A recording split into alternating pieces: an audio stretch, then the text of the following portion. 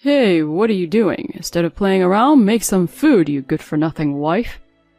Up until now, my husband has been acting like the boss and making me do his bidding during the early stages of my pregnancy. He finally went so far as to hurl insults at me during my remote meeting and even threw a bucket of water at me. I turned around, soaking wet, and there stood my satisfied husband. What's your problem? You should say that kind of thing after fulfilling your wife's duties, you know? Come on, hurry up with a meal. I had reached my limit at this point. I couldn't stand having a husband who not only bossed me around, but also threw water at his pregnant wife. Before I could protest to my husband, I grinned and said this.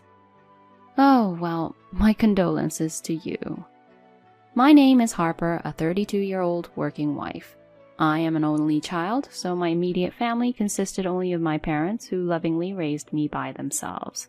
My extended family also cherished me, especially my maternal uncle, Joseph, who is single and treated me like his own daughter.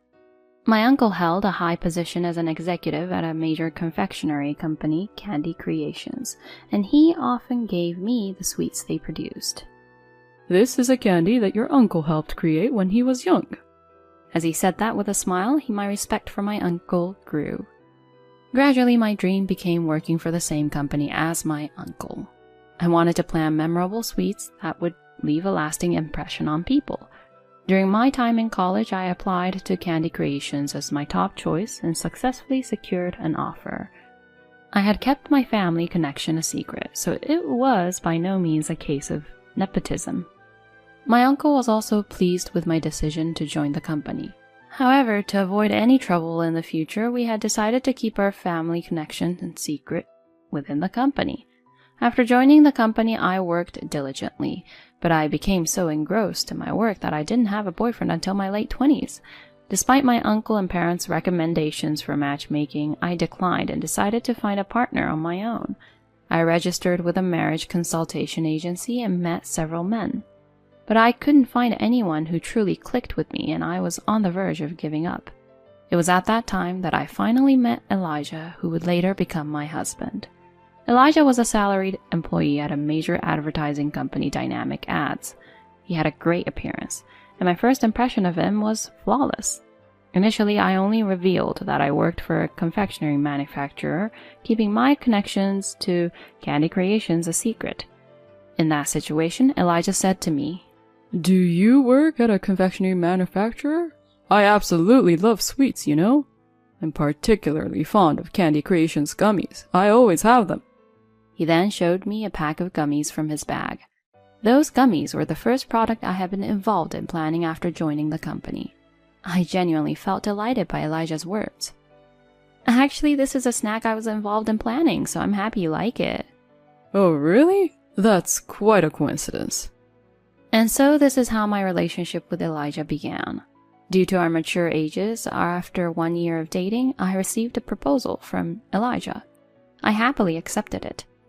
After introducing each other to our parents, we decided to have a wedding with only close relatives and friends. Dressed in a wedding gown, I was at the peak of happiness. On the wedding day, my uncle had tears in his eyes as he blessed us. He came to us and expressed words of celebration, and I responded with a smile. However, after my uncle had left, Elijah whispered something to me. Hey, is that uncle of yours perhaps a big shot from Candy Creations? Huh? Why do you say that? I've seen him at a competition before. We lost that time, though. Is that so? Harper, isn't it a bit fishy? If Candy Creations executive is a relative of yours, you could have told us. Could it be that he got hired through connections? I quickly denied it.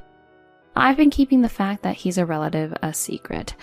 Despite conveying this, Elijah smirked. I see. But your uncle seemed quite fond of you, didn't he? Yes, he had been kind to me since I was a child. Another participant approached us, so the conversation ended there. However, Elijah was strangely in a good mood afterward. I had a bad feeling at that moment. Later, Elijah and I moved to a rented apartment, starting a new life. But it was there that I faced a certain problem. By the way, I work in the planning department, so I often have to work overtime, and it's a demanding job. Elijah was aware that I was reasonably busy, so before we got married, we made an agreement to share household chores. However, Elijah didn't do any housework at all. When he came home, he would just laze around. Furthermore, he would rush me to prepare meals. Of course, he didn't even bother to clear the dishes after eating. At first, I tried to manage everything by myself, thinking that I had become his wife. However, after living like that for several months, the stress began to build up. One day, I decided to have a frank discussion with Elijah. "Hey, Elijah, could you help out with household chores a bit?" However, my husband responded with apparent reluctance. What are you talking about? Once we're married, isn't housework the wife's job? That's not the case at all. We both agreed to share it before we got married, right? We're both working after all. Did we really make such an agreement? Anyway, I don't feel like doing housework. You should do the housework, properly, as your duty as a wife. I was stunned by those words and couldn't say anything in response. Since then, Elijah became increasingly domineering. Get this suit dry cleaned. We're running low on socks. Make sure to buy some by tomorrow. He started bossing me around with commanding tones, and eventually, a wife should obey her husband. You lack respect for me. He even started finding fault with me. After a year of living like that after marriage, I was exhausted. Then, at that time, I had been feeling unwell for a while, so I went to the hospital where I found out I was pregnant. It was still in the early stages, but joy welled up in my heart. I immediately returned home to share the news with Elijah. "Elijah, it looks like I'm pregnant." Oh, really? Well, that's good. I felt somewhat let down by his rather indifferent response. For some reason, Elijah was in a good mood and even humming a tune. Did something good happen? You seem unusually cheerful. When I asked this, Elijah's eyes lit up and he said, Actually, we just secured a contract with Candy Creations. So now your company is a client. Huh? This time Candy Creations is going to release snacks for pregnant women. Our company is going to handle that PR entirely, and we've got plenty of budget. Lucky us. That was certainly a project being carried out by a different team from mine. I hurriedly explained. I can't believe it, but did you say something to Uncle Elijah? Huh? I just greeted everyone in the presentation, that's all. What? If you do that, people around you will find out. It's not a big deal, right? We got the contract because of it. I used our relationship and the directors to our advantage, but it's all part of the job. With this, my evaluation at Dynamics Ads is secure. Saying that, Elijah whistled while loosening his tie. When I called my uncle and asked about it, he told me with a wry smile. When people found out that Elijah was a relative of mine, they became very attentive. I told them that choosing the advertising agency should be unrelated to that. Uncle, I'm sorry. No, it's okay. Elijah's company will surely do good work. Harper, you don't need to worry. My uncle said that, but I was dissatisfied with my husband's behavior. By the way, how have things been lately? Are you getting along well with Elijah? My uncle asked me that, but I couldn't say he was acting like a dictator, so I just told him that I was pregnant. He was very happy and told me to take care of my health, then he hung up. I had planned to continue working, but my morning sickness was worse than I had imagined. I couldn't stay on my feet because of the nausea, and I was constantly going back and forth between the bedroom and the bathroom. It was impossible for me to go to the office in that condition, and with the advice from those around me, I decided to take a 1-month leave until my morning sickness improved. Candy Creations was a company that was understanding of employees' pregnancies and childbirth, so my request for leave was quickly approved. When I informed Elijah about my leave, he showed reluctance. When I informed him about my morning sickness, he also expressed disapproval. Huh? I've never heard of taking a leave for morning sickness or something like that. It can't be helped. My health is really bad right now. Pregnancy and childbirth aren't illnesses, you know? Taking leave for just morning sickness? You're not being a responsible professional, are you? Even if you say that. In frustration, I bit my lip, and Elijah continued. Well, whatever. Since you're staying at home, make sure to take care of all the housework perfectly, okay? Huh? That's why I can't even stand up because of the morning sickness. Can't you understand? Don't be so dependent. If you're not working, don't rely on me for everything. If you don't do the household chores, it won't end well for you. His words were so harsh that I felt dizzy. As he had declared, Elijah demanded perfect housekeeping from me, even though I was struggling with morning sickness. For example, I would feel nauseous at the smell of pasta boiling, so I had resorted to using frozen pasta. However, Elijah quickly noticed it and harshly criticized me. Hey, what is this?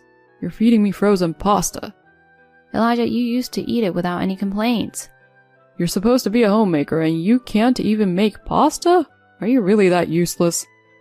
He continued to criticize my household chores and make sarcastic comments, all the while refusing to help with them. I struggled to cope with morning sickness, but still tried to fulfill my husband's demands by doing the housework. Around 3 weeks into my leave, something unexpected happened.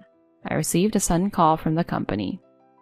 I am well aware that you are on leave, but I would like you to attend the remote meeting this coming Saturday.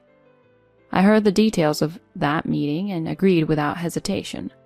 On the Saturday morning in question, Elijah was still asleep, so I sat in front of the computer in the study and joined the remote meeting.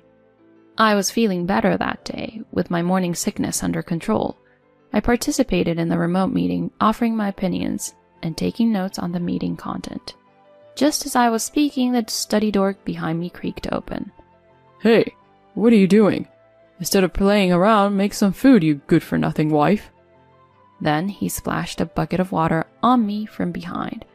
When I turned around, there was Elijah standing there with a satisfied expression. What's your problem? You should say such things after fulfilling your wife's duties, you know? Come on, hurry up with a meal. I had reached my limit at this point. Having a husband who not only bossed me around, but also threw water at his pregnant wife, was unbearable. Before protesting to Elijah, I grinned and said, "Oh, well, condolences to you." Huh? What the hell are you talking about? Elijah furrowed his brow. I slid my chair and adjusted the computer screen of the remote meeting to make it visible to him. Why? Elijah's face gradually turned pale. On the screen were my husband's company's advertising team, along with the representatives from Candy Creations, including my uncle. There were looks of astonishment, disgust, and anger, especially on my uncle's face. I was in the middle of a remote meeting. Huh? Why are you participating while on leave? Well, you secured this project for advertising targeting pregnant women, right? I was asked to participate because they wanted to hear from a pregnant employee. That can't be... Then my uncle at the back of the screen addressed me. Harper, are you okay? Since you were splashed with water, shouldn't you go to the hospital? The remote meeting participants expressed concern for me, one after another. Uncle, I'm fine. Thank you, everyone. Upon my response, my uncle says sternly, Now, everyone from Dynamic Ads, is he the sales representative from your company who handled this project? Yes, he is from our company. As the manager of Dynamic Ads answered with a trembling voice, my uncle continued. The Dynamic Ads developed this product with the intention of caring for pregnant women. But for the person responsible to behave so outrageously towards his pregnant wife, frankly, we've lost trust in your company. Wait, Executive Director! Despite the manager of Dynamics Ads' frantic attempts to stop him, my uncle continued coldly. Personally, I'm inclined to terminate the contract altogether. We will reconsider it internally and get back to you, so please wait for a while. One by one, my uncle and the representatives from Candy Creations exited the remote meeting. The only ones left were the members of Dynamic Ads, where my husband worked. Elijah, what have you done? We're about to lose a major contract. No, even before that, is such behavior even acceptable as a human being? Chastised by the manager, my husband answered with a pale face. I'm sorry, I didn't know. Do you always treat your wife like this? Huh? Is that the case? Well... When Elijah choked on his words, the female advertising designer from Dynamic Ads, who was present, spoke up. He poured water on his pregnant wife and asked her to make dinner. That's truly unbelievable. Starting with her comment, the attendees from Dynamic Ads criticized him one by one, saying things like, "This is terrible," and "So Elijah was like this." Wait, everyone. It's a misunderstanding. As Elijah desperately shouted, the members of Dynamic Ads continued to leave the remote meeting one by one. Soon there was no one left on the conference screen. My husband knelt on the floor, bowing his head in despair. Just then, the intercom rang. When I answered it, my uncle was standing there. I came because I was worried. Are you really okay physically? I was still soaked, but I nodded in response to my uncle's words. Then my husband rushed out of the study and prostrated himself in front of my uncle. Executive Director, I am truly sorry for the trouble I have caused you. Please just spare us the contract termination. However, my uncle looked down at Elijah and said, Isn't the person you should be apologizing to someone else? Oh. Until that moment, Elijah had likely not considered me much. He turned pale, and when he looked at me, he desperately clung to me. Harper, I'm truly sorry. Please, forgive me. Can you say something to the executive for me? I forcefully pushed Elijah away. Don't play around. You've treated me poorly both before and during pregnancy. Marrying you was a mistake in itself. I've already decided to get a divorce. What? Divorce? Harper, you can't be serious. Saying that household chores are a wife's duty? That way of thinking is completely outdated. We're both working, so where's the logic in not sharing household responsibilities? Is your mind like an outdated, rusty computer that refuses to update? Harper. Be prepared, you worthless man, because I'm going to claim alimony and child support. When I spat out those words, Elijah burst into tears, his face covered in tears and snot. My uncle sighed and took me away from the scene. That's how I returned to the safety of my family home. Later, Elijah and I divorced. As a substitute for alimony, I received all of our shared savings. We settled things with a lump sum payment for child support. Afterward, Candy Creations terminated its contract with Dynamic Ads.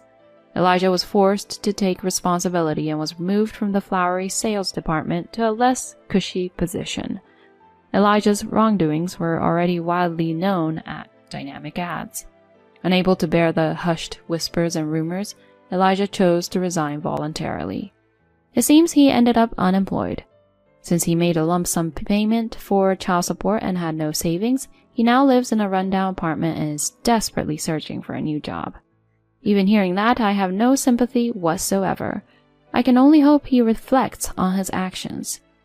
As for me, I recently gave birth to an adorable little girl. Both my parents and my uncle are overjoyed, and my daughter is thriving with the love and care of those around her. I've returned to work, and I'm juggling between my job and raising my child every day. From now on, I want to look forward to my life with enthusiasm, enjoying my daughter's growth.